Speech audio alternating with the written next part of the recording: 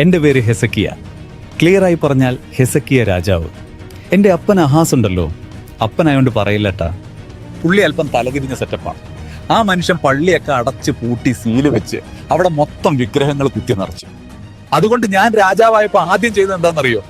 ആ വിഗ്രഹങ്ങളെയൊക്കെ അങ്ങോട്ട് തൂത്തുവാരി തോട്ടിലിട്ടു.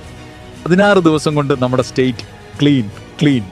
അങ്ങനെ ഒരു ദിവസം രാവിലെ കട്ടൻ ചായയും കുടിച്ച് കാറ്റും കണ്ടിരിക്കുമ്പോഴാണ് ഒരു കത്ത് കിട്ടുന്നത്. സൻഹെരീബിന്റെയാണ് കത്ത്. ഓ മച്ചാൻ, എന്നെയും ദൈവത്തെയും നൈസായിട്ട് വെല്ലുവിളിച്ചേക്കാണ്. ഇനി അധികം കളിച്ച എന്നെയും ദൈവത്തെയും തീർത്ത് കളയും എന്നാണ് വെല്ലുവിളി. അസീറിയക്കാർ സ്കെച്ച് ചെയ്യാൻ പ്ലാൻ ഇട്ടു എന്ന് മനസ്സിലാക്കിയ ഞാൻ ദൈവത്തോട് പ്ലാൻ ചോദിച്ചു. ദൈവം ഒരു തോന്നൽ എനിക്ക് നൽകി.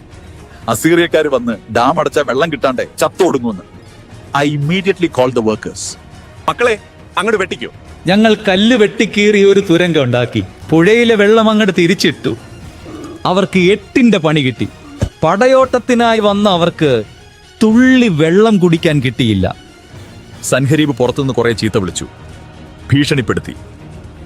ഞാൻ ദേവാലയത്തിൽ കയറി പ്രാർത്ഥിച്ചു. 2 രാജാക്കന്മാർ 19-ാം അധ്യായം 15-ാം വാക്യം.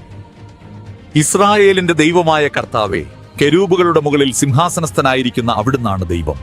അവിടുന്ന് മാത്രമാണ് ഭൂമിയിലെ രാജ്യങ്ങൾക്കെല്ലാം ദൈവം.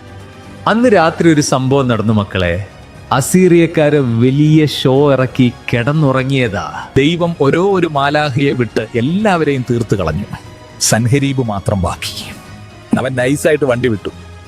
മക്കളെ, വെല്ലുവിളിയാകാം. ആളും തരവും നോക്കി വെല്ലുവിളിച്ചോളോ. നിന്റെ കൂടെ ലക്ഷങ്ങളും നിന്റെ പോക്കറ്റിൽ കോടികളും നിന്നെ കേൾക്കാൻ ബില്യൺ കണക്കിന് ആളുകൾ ഉണ്ടായാലും ദൈവം നിന്റെ കൂടെ ഇല്ലെങ്കിൽ വട്ടപൂജ്യമാണ്.